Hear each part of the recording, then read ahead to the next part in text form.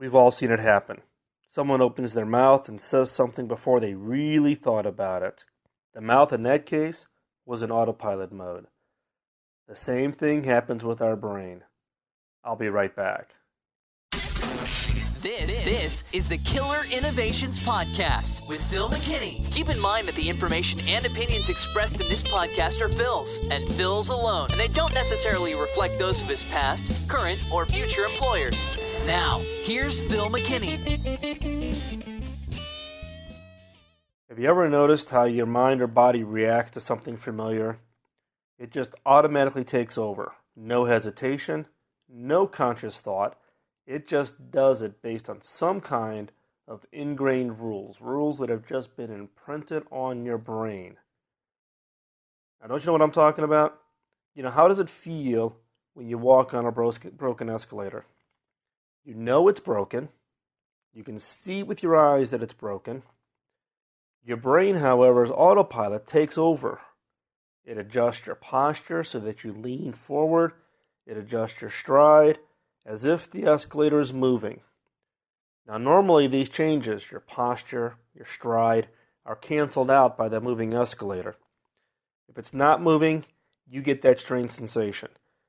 Now, some people report as if the feeling of being sucked into the escalator. Now, our brain has learned to use the escalator over time, and after time it becomes automatic and we don't even think about it.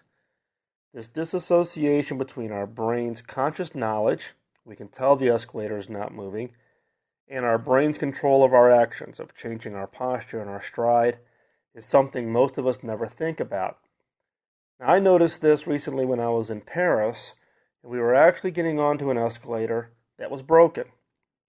Now, I knew about this study about looking at how the brain goes into these autopilot modes, and I was with a group of people, and I watched them step onto the escalator. So as we literally walked up to this escalator, I actually stepped to the side, and I watched about the next 4 or 5 people go to step on to an escalator that was obviously broken. Of those 5 people, all 5 of them had this hesitation. The brain took over, they took the step onto the escalator, and they had that little body jerk because they've changed their posture, they leaned forward, they changed their stride to step onto the escalator, but the escalator was broken.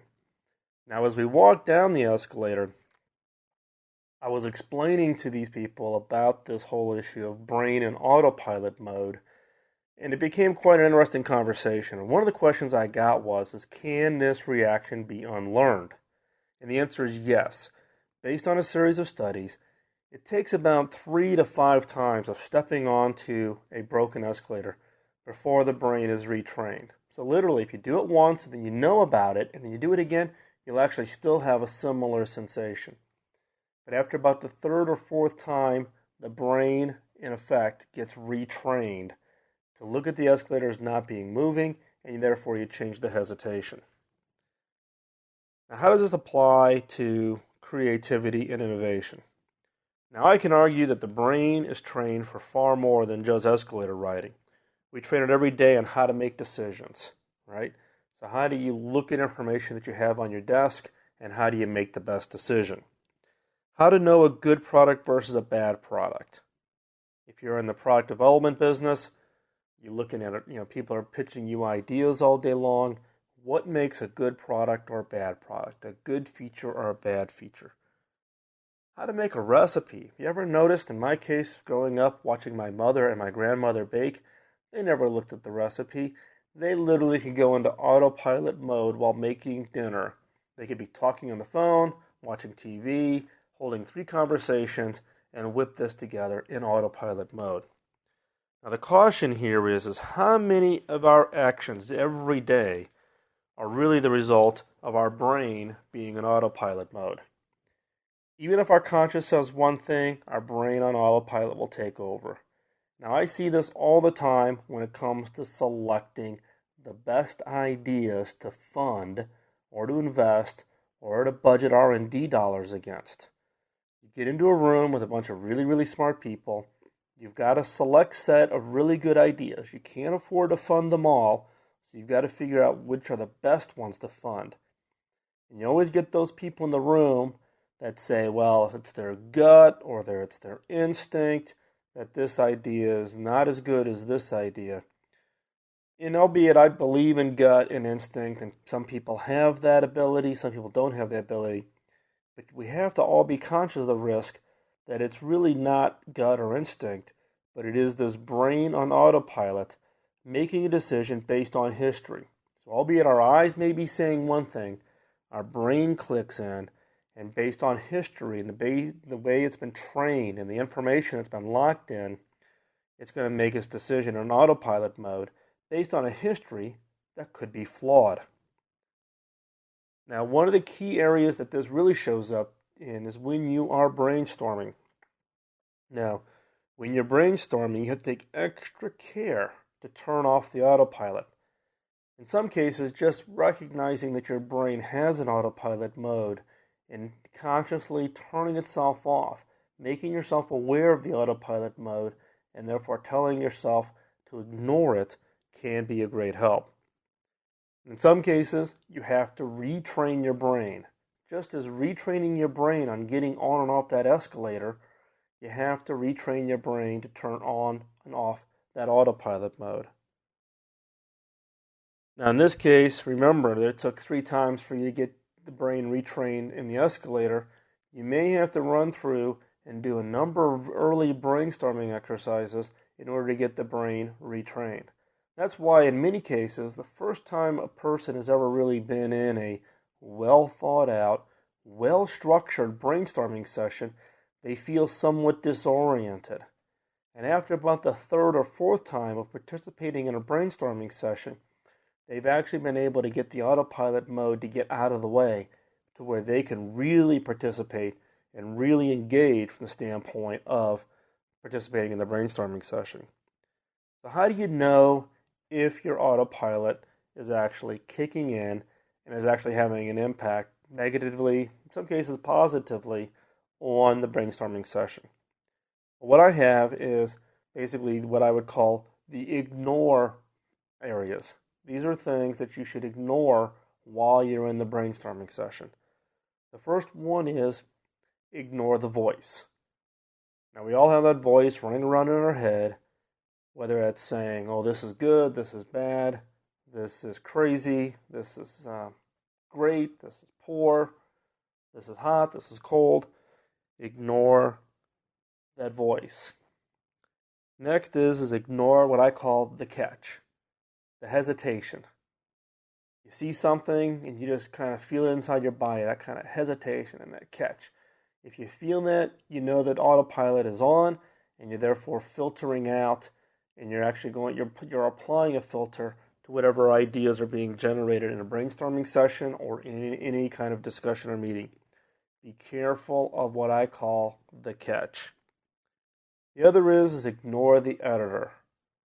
You hear someone's idea, you hear something being thrown out on the table, and you want to edit it. You want to make it grammatically correct. You want to reword it. Ignore the editor. Also, ignore the doubt. If something is negative, ignore the negative. Just focus on the fact, or focus on the idea, or focus on the information. The same thing is also ignore the over-enthusiasm. What you tend to find is nothing is as great as you think it is, and nothing is as bad as you think it is. It always ends up somewhere in the middle. And you have to be careful about letting the autopilot kick in. If you're an eternal optimist, things will always seem very positive. If you're a doubting Thomas, everything will seem a lot worse or more negative. So again, ignore the doubt. The key here is ignore it all. What you want is you want a clean, blank, open mind. And you want to get the mind out of the way so that you can just generate ideas, look at ideas, and be able to evaluate them openly and fairly without the brain's autopilot going on. And like I said before, the first 3, 4, 5 times that someone participates in a well-structured creativity session, whether it's an ideation, brainstorming, whatever methodology you're using in your organization, when you bring new people in who've never been in what I would call well-structured sessions, They're going to feel this disorientation.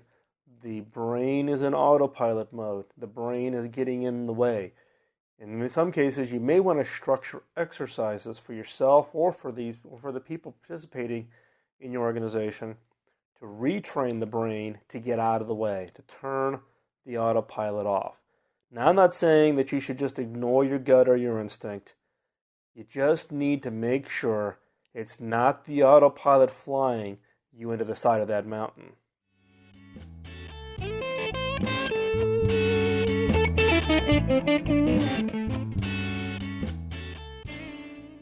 In line with our discussion about autopilot, we need to be on guard with assumptions. In previous podcasts, we've asked about assumptions we hold for our business and our industries. This week's killer question extends on that theme.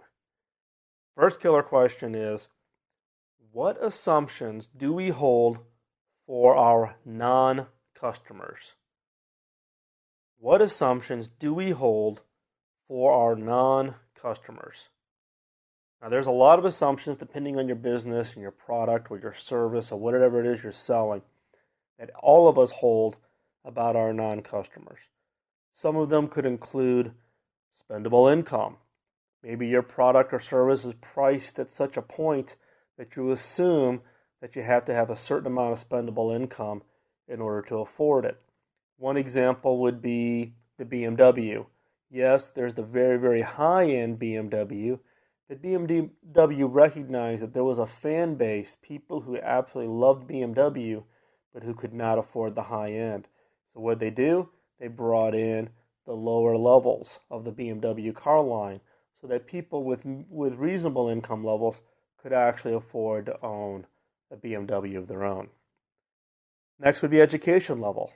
Do you assume that people have to have a certain education level, a certain skill set, whether that's to assemble your product or understand how to use the product, be able to read the manual, etc. So for instance, if you're selling medical instruments, you would assume that your customers have to have a certain education level, meaning a doctor.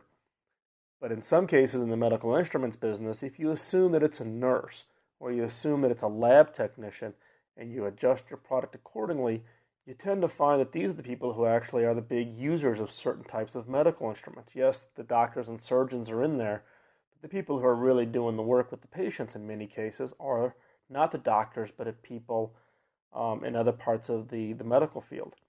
So in that case, you made one assumption on education level that may or may not apply. Another assumption for non-customers could be interest or hobbies. What hobbies do they have? What interests do they have?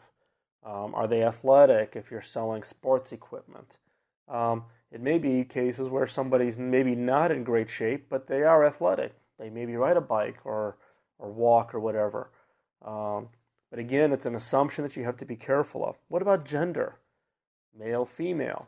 Do you assume that your product only fits with one gender? Again, what assumption do you hold for your non-customers? Another example of an assumption would be, what assumptions do you hold for countries or geographies where your product or service is not sold? Again, what assumptions do you hold for countries and or geographies where your product or service is not sold? Some assumptions here could be political.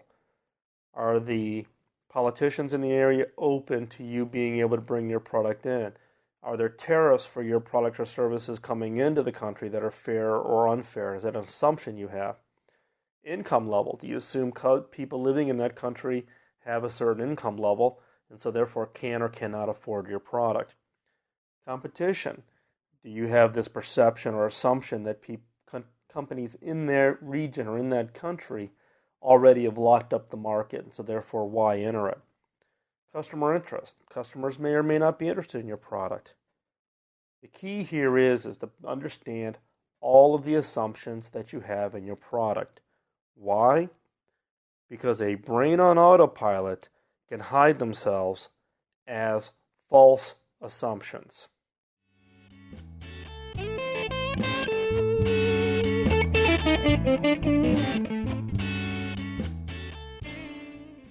This week's closing thought is in line with this whole concept of the brain on autopilot. Now, not trusting your brain, or better yet, your brain really not trusting your eyes, was best said by Mark Twain when he said, "You can't depend on your eyes when your imagination is out of focus." And the fundamental theme here is that if you want to get your brain out of autopilot and really, really open your eyes to see the possibilities for your ideas and your innovations, you need to get your imagination, get your ideas, get your creativity unlocked and get them out in front and turn off that autopilot.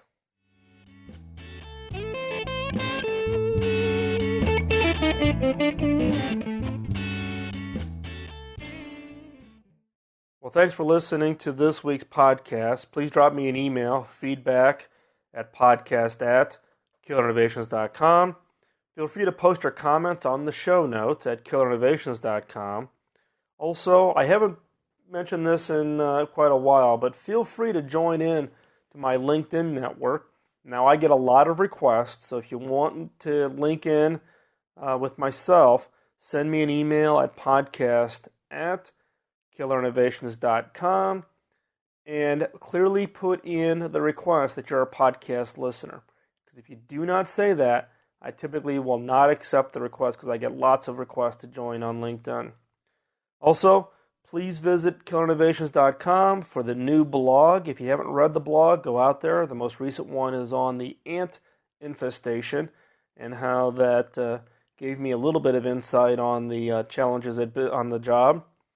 The podcast show notes, so the show notes for every week's show, plus the entire archive of the podcast going back, I've lost track now, 85 shows. Also, Reblog. Now, the Reblog site is where I post up interesting articles, other websites that talk about creativity and innovation. Also, you can link in there to the Killer Innovations community site. It's where you can get together with like-minded individuals who are interested in creativity, innovations, and ideas, and share your thoughts, and also work with other community members to help them take their ideas to the next level. There's also links for the toolbox, books, tapes, creativity card decks, pens, notebooks. These are things that I actually use day in and day out, so you can go take a look at those in the toolbox. Also, I also posting my upcoming events where I'll be speaking. Now, I have not updated. It's a little bit outdated. In fact, I'll use this to keep myself honest to get that updated so that you are aware. Upcoming, I will be in Hong Kong the first week of December. I will be in Vienna, Austria in the middle of December. So those are the next two public venues where I will be speaking. So if you're going to be in Hong Kong in early December or in Vienna in mid-December, drop me an email and I'll try to set up a time when we can actually get together. Also, don't forget to vote for your favorite podcast. It's the easiest way for you to let the producers of your favorite podcast know that you truly do appreciate all the time and effort they put into creating the content. Also, I know I get bugged or I get pinged by people when I do apologize, but I do have to apologize since it's been 3 weeks since the last podcast. My wife and family are now relocated to California. We are getting settled in, and so hopefully I'll be able to get back onto a much closer normal schedule for putting the podcast out. So I do appreciate all the emails of support and encouragement of keeping up with the podcast, and believe me, it's my intent to continue to produce them. So stay tuned, and we'll try to put them out on a more regular schedule. And with that, feel free to link to the killerinnovations.com website from your blog or your website, and also tell others about the podcast. Share the benefits that you've had with the podcast and use it as your way to pay it forward. And we'll talk to you next week. Bye-bye.